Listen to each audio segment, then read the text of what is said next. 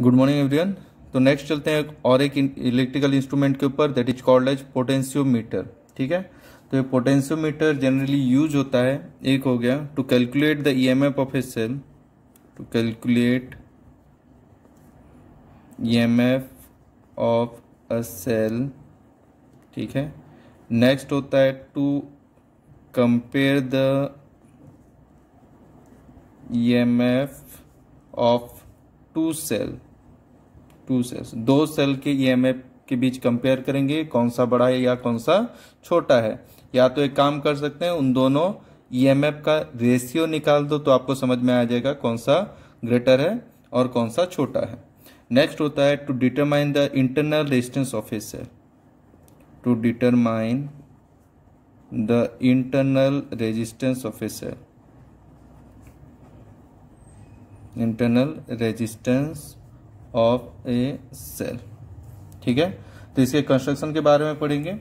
यहाँ पे लिख देता हूँ, ये ईएमएफ कैलकुलेट करेंगे, ये कंपेयर करेंगे दोनों के बीच, और next one is internal resistance find out करेंगे। तो ये तीनों काम हम यूज कर सकते हैं bye using the instrument potentiometer. ठीक है, तो ये दिखने में कैसा होता है, जनरली ये वुडन बोर्ड के ऊपर फिक्स किया होता है। जैसे कि मान लो ये एक वुडन बोर्ड है, ठीक है, इसमें यूज किया जाता है एक 7 to 8 कंस्ट्रक्शन बता देता हूँ, 7 to 8 metre long uniform cross sectional wire. ठीक है, 7 to 8 मीटर लंबा एक यूनिफॉर्म क्रॉस सेक्शनल वाला वायर यूज करते हैं, और ये वायर जो है जनरली मेड ऑफ कांस्टेंटाइन और मैंगनीज से बना हुआ वायर है, मैंगनीज से बना हुआ वायर है।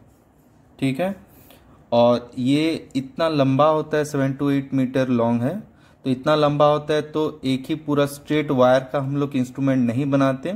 इसमें क्या किया जाता है, इसमें सेगमेंट्स किए जाते हैं, यानी कि इन वायर्स का सेगमेंट किया जाता है, सेगमेंट्स, और एक एक सेगमेंट होता है 1 मीटर लॉन्ग, या तो बोल सकते हो 100 सेंटीमीटर लंबा।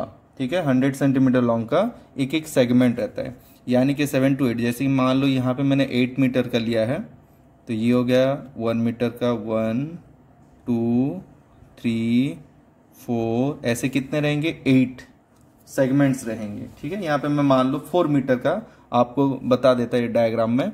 जैसे कि ये 4 मीटर लॉन्ग क्या है आपका पोटेंशियोमीटर, तो यहाँ पे आपको कितने सेगमेंट मिलेंगे, 4 सेगमेंट। उसी तरह जब 7 to 8 मीटर लॉन्ग का यूनिफॉर्म वायर लिया जाएगा तो उसी हिसाब से उसके सेगमेंट्स रहेंगे। हर एक सेगमेंट कितने का रहता है, 1 मीटर का, और बोल सकते हैं 100 सेंटीमीटर का। फिर इनको ब्रास के प्लेट से जोड़ा जाता है। ठीक है, तो ये एक एक सेगमेंट है, तो यहाँ पे करंट फ्लो कराएंगे टोटल में, तो इनको क्या करना पड़ेगा, ज्वाइंट करना पड़ेगा। तो यहाँ पे इस तरीके से ब्रास के प्लेट से ज्वाइंट किया जाता है। तो ये दोनों ज्वाइंट हो गए, ये दोनों ज्वाइंट हो गए। तो अभी जो ये 4 सेगमेंट थे, ये दोनों को ज्वाइंट कर लेते हैं। तो ये जो 4 सेगमेंट थे, देखो अभी करंट फ्लो कराने से इस तरीके से करंट फ्लो होगा इस वायर में। ठीक है, करंट फ्लो कराओ तो यहाँ पे एक टर्मिनल लिया जाता है, और यहाँ पे एक टर्मिनल लेते हैं। ये टर्मिनल हो गया ए और ये टर्मिनल हो गया बी, और ये जो होता है ये वुडन बोर्ड होता है। ठीक है, तो वुडन बोर्ड के ऊपर इसको क्या करते हैं, फिक्स्ड करते हैं। किस तरीके से, पूरे जो 7 to 8 मीटर्स लॉन्ग वायर होते हैं, वो यूनिफॉर्म क्रॉस सेक्शनल वायर, इनको सेगमेंट में डिवाइड किया जाता है, और हर एक सेगमेंट कितने का रहता है, 1 मीटर और 100 सेंटीमीटर लॉन्ग का। फिर इसी सेगमेंट्स को जोड़ा जाता है, जैसे कि करंट फ्लो कर सके, जैसे 1 एंड 2 दूसरे एंड तक करंट फ्लो कर सके। तो ए पे देखो कनेक्ट कर दिए तो करंट इस तरीके से फ्लो करेगा। तो हमने इस तरीके से सेगमेंट को जोड़ा, किससे, ब्रास प्लेट से। ठीक है, तो नेक्स्ट यहाँ पे एक स्केल फिक्स्ड किया जाता है, ताकि यहाँ पे हम क्या मेजर कर सके, लेंथ मेजर कर सके। जैसे कि आपका मीटर ब्रिज पे भी हमने एक स्केल अरेंज किया था, ताकि हम वहाँ पे भी वायर का लेंथ मेजर कर सके, तो यहाँ पे भी एक स्केल यूज होता है। ठीक है। और ये स्केल जो है ये भी 100 सेंटीमीटर का होता है, यानी कि 1 मीटर का होता है। ठीक है। पर इसको जब हम न्यूमेरिकली जब कैलकुलेट करते हैं, ये तो आपका प्रैक्टिकल है, प्रैक्टिकल के टाइम आपको इस तरीके से पोटेंशियोमीटर दिखेगा। और हम जब न्यूमेरिकली कैलकुलेट करते हैं तो इस ए बी वायर को इस तरीके से हम लोग लिखते हैं, एक स्ट्रेट वायर में लिख देते हैं ताकि कैलकुलेशन करते टाइम आसानी हो। ठीक है। तो इस तरीके से ए बी वायर को लिया जाता है, यहाँ पे ऐसे सेगमेंट्स में लिया जाता है। तो ये आपको इंस्ट्रूमेंट इस तरीके से दिखेगा, पर ये कंप्लीट एक इंस्ट्रूमेंट है और इसी में कई सारे सर्किट जोड़े जाते हैं। ठीक है। और जब हम न्यूमेरिकल सॉल्व करते हैं तो इस तरीके से हम इस ए बी वायर को, यूनिफॉर्म वायर को इस तरीके से ए बी वायर लेते हैं और नीचे इस तरीके से स्केल दिखाते हैं ताकि हम लेंथ मेजर कर सके वायर का। ठीक है। तो ये 0 सेंटीमीटर से जितने सेंटीमीटर का होगा ये वायर उतने सेंटीमीटर का मान लो स्केल ले लिए। ठीक है। बस एक मेजरमेंट न्यूमेरिकल वैल्यू के लिए। और जब हम प्रैक्टिकली देखेंगे तो आपको इस तरीके से मिलेगा, 1 मीटर का स्केल मिलेगा। और ऐसे ही वायर पूरे क्या होंगे, एक एक मीटर के सेगमेंट्स में डिवाइड किए हुए होंगे। ठीक है। ठीक है। तो नेक्स्ट चलते हैं प्राइमरी सर्किट के ऊपर। ठीक है। तो इसको दो पार्ट में डिवाइड किया गया पोटेंशियोमीटर को, एक होता है प्राइमरी सर्किट, दूसरा होता है आपका सेकेंडरी सर्किट। तो ये पूरा जो अरेंजमेंट दिया हुआ है, ठीक है, ये वायर का, तो मैं इस तरीके से लूंगा, इसमें कोई कंफ्यूजन नहीं मत रखो, क्योंकि इसी वायर के पूरे सेगमेंट्स को मैं ऐसे लीनियरली रिप्रेजेंट करूंगा ताकि न्यूमेरिकल कैलकुलेट करते टाइम मुझे आसानी हो। ठीक है। तो यहाँ पे देखेंगे इसके दो सर्किट रहते हैं, एक होता है आपका प्राइमरी सर्किट, प्राइमरी सर्किट। ठीक है। तो प्राइमरी सर्किट क्या होता है, देखो जैसे कि यहाँ पे ये पेन बदल देते, रहने दो। यहाँ पे एक वायर है, ये ए बी, जो मैंने अभी जो आपको बताया, ये क्या होता है, ए बी यूनिफॉर्म वायर है और इसी को कहा जाता है पोटेंशियोमीटर वायर, पोटेंशियोमीटर वायर। ठीक है। और इसका लेंथ है मान लो ए बी, तो ये हो गया लेंथ ऑफ पोटेंशियोमीटर वायर। ठीक है। तो इसको एल लिख देता हूं, एल हो गया, कैपिटल एल हो गया लेंथ ऑफ पोटेंशियोमीटर वायर। ठीक है। तो ये ए बी हो गया, ए बी यूनिफॉर्म वायर है जो मैंगनीन का है और यही वो सेगमेंट्स में रहता है, बट न्यूमेरिकल सॉल्व करना है तो मैं इसे स्ट्रेट में ले रहा हूं डायरेक्ट। और ए बी पोटेंशियोमीटर वायर जिसका एल, कैपिटल एल लिखा, length of the potentiometer wire. मान लो ए हो गया, that is the area of cross section, area of cross section wire का। रो हो गया, that is the resistivity of the wire, resistivity of the wire. And R हो गया, are A B लिख देता हूं, दैट है रेजिस्टेंस ऑफ पोटेंशियोमीटर वायर, यानी कि पूरे वायर का जो रेजिस्टेंस है वो कितना है, that is R A B. और इस तरीके से लिख सकते हैं, रेजिस्टेंस आपको पता होगा किसी भी वायर के रेजिस्टेंस क्या होता है, that is rho L divided by A. ठीक है। रो हो गया resistivity of the wire, L हो गया length of the wire, A हो गया area of cross section of the wire. ठीक है। तो ये हो गया आपका रेजिस्टेंस ऑफ पोटेंशियोमीटर वायर। तो इसके साथ एक बैटरी जोड़ा जाता है इस तरीके से, दूसरा पेन यूज करते हैं। ठीक है। इस तरीके से एक बैटरी जोड़ा जाता है, मान लो उसका इंटरनल रेजिस्टेंस हो सकता है या तो नहीं भी होगा, तो भी आपको कैलकुलेट करना बताया। नेक्स्ट लगता है एक रियोस्टेट। ठीक है। आर एच होता है आपका rheostat, resistance of rheostat.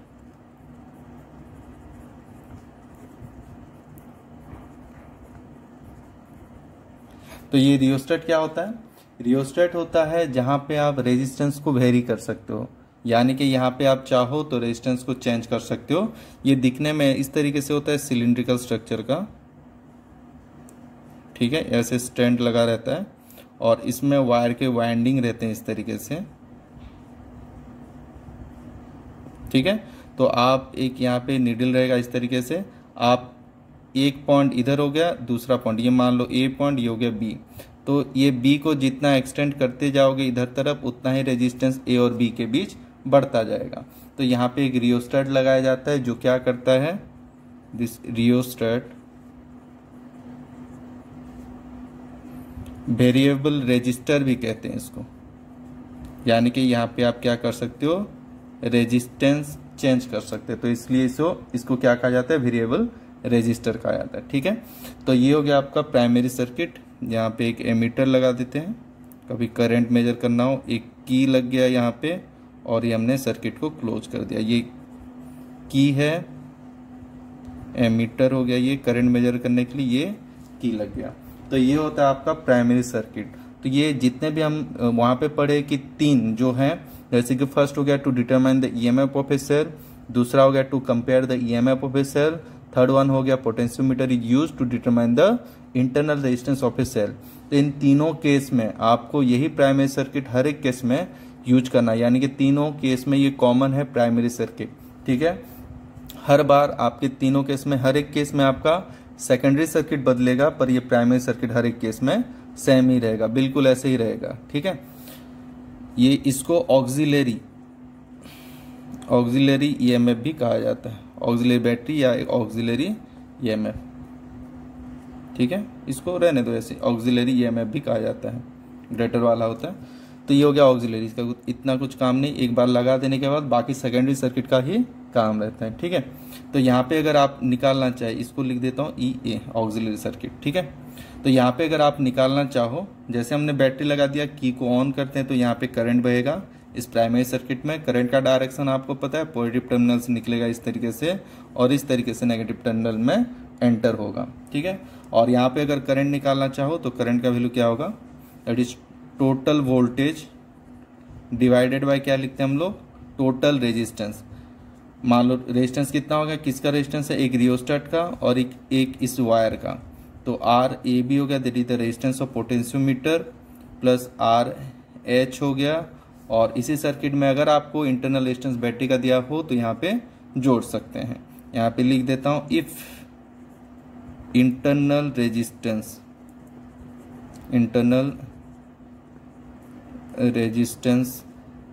Is given, then आप लिख सकते हो I equals to EA divided by RAB plus RH plus R। ठीक है, जनरली देता नहीं है, पर अगर दिया गया है तो आप डायरेक्ट लिख सकते हो इंटरनल रेजिस्टेंस प्लस R कर देना।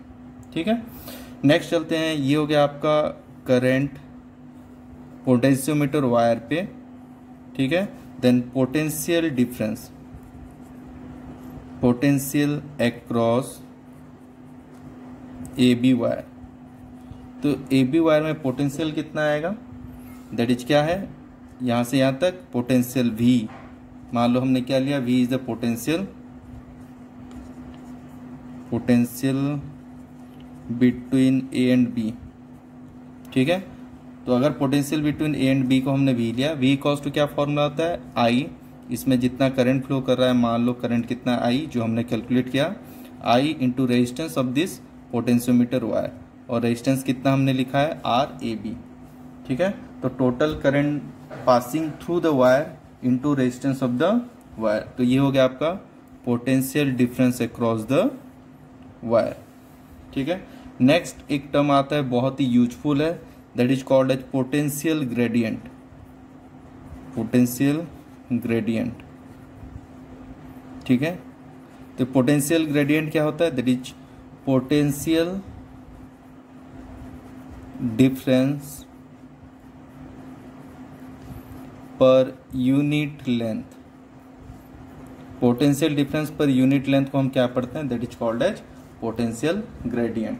ठीक है, तो ध्यान से देखेंगे, समझेंगे हमने क्या क्या निकाला। यहाँ पे देख लो, एक तो करंट निकाला, प्राइमरी सर्किट पे करंट निकाला, I total current in primary circuit कितना आया, that is the EMF of auxiliary battery divided by resistance इस सर्किट में कितना है, that is resistance of potentiometer wire, rheostat का resistance. If internal resistance is given then ये वाला formula use कर सकते हो, जनरली ये नहीं देता तो ये वाला नेक्स्ट हमने निकाला potential difference across the wire, जो अपना पोटेंशियोमीटर वायर है, ये कनेक्टिंग वायर है, इनके रेजिस्टेंस नेग्लिजिबल माने जाते हैं। तो ये ए बी हो गया आपका पोटेंशियोमीटर वायर जिसमें रेजिस्टेंस है, इसका क्रॉस सेक्शनल एरिया है। तो यहाँ पे निकाल सकते हैं रेजिस्टेंस ऑफ पोटेंशियोमीटर वायर हमने लिया है that is R A B, जो आपको पहले से पता होगा। तो पोटेंशियल कितना आएगा, total current divided by total current into total resistance. Total resistance कितना आया, that is resistance of the potentiometer wire. ठीक है, नेक्स्ट निकाल ले जा रहे पोटेंशियल ग्रेडियंट। पोटेंशियल ग्रेडियंट होता है potential difference per unit length. पर यूनिट लेंथ पे कितना आएगा, टोटल लेंथ है दैट इज एल। तो पोटेंशियल ग्रेडियंट अगर वायर का निकालेंगे, इसको छोटा के लिए, तो पोटेंशियल ग्रेडियंट का वैल्यू कितना आएगा, के that is equals to resistance potential gradient कितना होगा, के total voltage divided by total length. Potential gradient हम किसका निकाल रहे हैं, वायर का। तो इसमें पोटेंशियल ग्रेडियंट कितना है, resistance per unit length that is the total potential divided by total length of the potentiometer wire. ठीक है, यानी कि इसका मतलब क्या है, और यही आपका प्रिंसिपल है इस पोटेंशियोमीटर का, कि क्या है कि potential difference between any two points is directly proportional to its length। ठीक है, तो पोटेंशियल ग्रेडियंट पोटेंशियोमीटर का जो प्रिंसिपल है, ठीक है, वो यहाँ से डिफाइन होता है पोटेंशियल ग्रेडियंट से। तो वो क्या कहता है प्रिंसिपल, कि पोटेंशियोमीटर जो है उसका प्रिंसिपल ये कहता है कि potential difference between any two points, किसी भी दो पॉइंट के बीच potential difference is directly proportional to its length, इसी के लेंथ के साथ सेम है। जैसे कि यहाँ पे लिख सकते हैं पोटेंशियल डिफरेंस कितना है, V that is equals to K into L। तो K तो कांस्टेंट है, ठीक है, तो K कांस्टेंट है, K का वैल्यू कितना आएगा देख लो, K का वैल्यू लिख सकते हैं that is V by L है, और ये K V बाय L लिख सकते हो, या तो इसे क्या लिख सकते हैं, V इक्वल्स टू क्या होता है, I into R divided by L लिख सकते हैं। ठीक है, या तो इसे लिख सकते हैं I into rho L divided by, ये आ गया A, R का वैल्यू कितना, रो L बाय A। ठीक है, तो L कट गया तो आएगा I rho divided by A भी लिख सकते हैं, या लिख सकते हैं देखो R by L, R by होता है resistance divided by length that is called as sigma, resistance per unit length. ठीक है, तो मैं यहाँ पे लिख देता हूँ पोटेंशियल ग्रेडियंट का फॉर्मूला क्या आ गया, that is V by L that is equals to I R divided by L, और R बाय L को हम क्या लिख सकते हैं, that is sigma, that is resistance per unit length, और इसका फॉर्मूला आ सकता है I rho divided by A। तो ये होता है पोटेंशियल ग्रेडियंट। और ये पहले वाले सर्किट पे देखो, ये पूरा का पूरा कांस्टेंट है K। कैसे, क्या, potential difference between two point A and B और इसका लेंथ। इस इंस्ट्रूमेंट में अगर देखेंगे ये potential difference A to B and इसका लेंथ हमेशा क्या रहेंगे, कांस्टेंट। तो V बाय L कांस्टेंट है, तो ये आ गया K आपका कांस्टेंट वैल्यू। तो पोटेंशियल ग्रेडियंट जो है वो कांस्टेंट रहता है। ठीक है, अगर आप निकालना चाहो, जैसे कि मैं यहाँ पे एक पॉइंट ले लेता हूँ P, ठीक है, इसके बीच अगर वोल्टेज निकालना चाहूँ भी AP, तो ये क्या होगा, दैट यहाँ के हिसाब से V AP is equals to K into length AP, यानी कि पोटेंशियल ग्रेडियंट हमेशा सेम रहेगा। तो इसी के हिसाब से लिख सकते हैं कि V जो है, मान लो किसी दो पॉइंट X ले लो, मान लो AP ले लिया कि नहीं, या तो लेते हैं VAP, ये क्या हो गया, potential difference is directly proportional to क्या ले सकते हैं, दैट इज लेंथ, क्योंकि K तो हमेशा कांस्टेंट रहेगा। तो VAP के बीच लेते हो तो L आ जाता है length between A and P, VAB के बीच लेते हो तो लेंथ आ जाता है AB के बीच। तो ध्यान में रखेंगे potential difference between any two points, किसी भी दो पॉइंट के बीच पोटेंशियल डिफरेंस क्या होता है, दैट इज K इंटू वो लेंथ एल ए पी, और के हमेशा क्या रहेगा, constant, that is total voltage potential difference between A B divided by L, या तो लिख सकते हो आई इंटू आर। आर तो इस वाले का सेम कांस्टेंट ही रहेगा, resistance of the wire, L length of the wire, ठीक है। देन आई सिग्मा, सिग्मा होता है R by L, that is the resistance per unit length, sigma होता है रेजिस्टेंस पर यूनिट लेंथ, ठीक है। Then I sigma by I rho by A, ठीक है। तो ये फिक्स्ड है के का वैल्यू। तो किसी भी दो पॉइंट के बीच पोटेंशियल डिफरेंस क्या होता है, दैट इज द के इंटू उन दोनों पॉइंट के बीच का लेंथ, ठीक है। तो आगे कंटिन्यू करते हैं।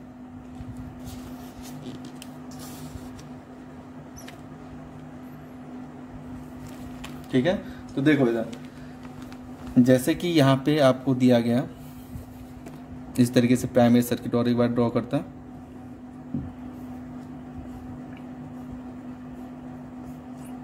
एक रियोस्टेट लगा देते हैं, एक एमीटर लगा दो, एक की हो गया की,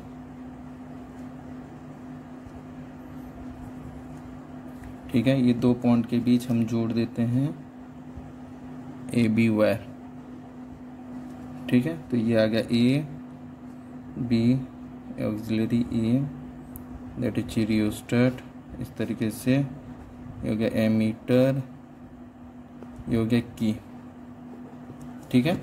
तो अभी आपको क्या करना है, पहला हम न्यूमेरिकल करेंगे to determine the EMF of a cell, ठीक है। यहाँ पे एक नंबर पे लिखता हूँ, to determine EMF of a cell by using the potentiometer, ठीक है। तो ये प्राइमरी सर्किट था, इसके साथ हम क्या जोड़ेंगे, एक सेकेंडरी सर्किट।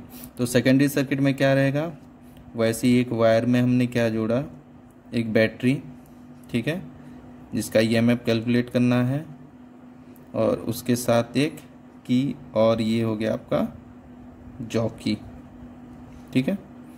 ये हो गया आपका जॉकी, जो हम पढ़े थे कहाँ पे, दैट इज मीटर ब्रिज पे जो हम पढ़े थे उसी का वैल्यू, ठीक है। तो आपको इसमें क्या करना है, मेथड क्या करना है, आपने याद रखा कि voltage is directly proportional to its length, यानी कि किसी भी दो पॉइंट के बीच जो वोल्टेज निकालेंगे वो डायरेक्टली प्रोपोर्शनल किसके साथ होगा, उन्हीं दो पॉइंट के बीच जो लेंथ है, ठीक है। तो इसको पहले क्या करो, की को ऑन कर दो, ठीक है। उसके बाद क्या करना है, आपका कैलकुलेट करना है कि किस तरीके से आपको ईएमएफ फाइंड आउट करना है।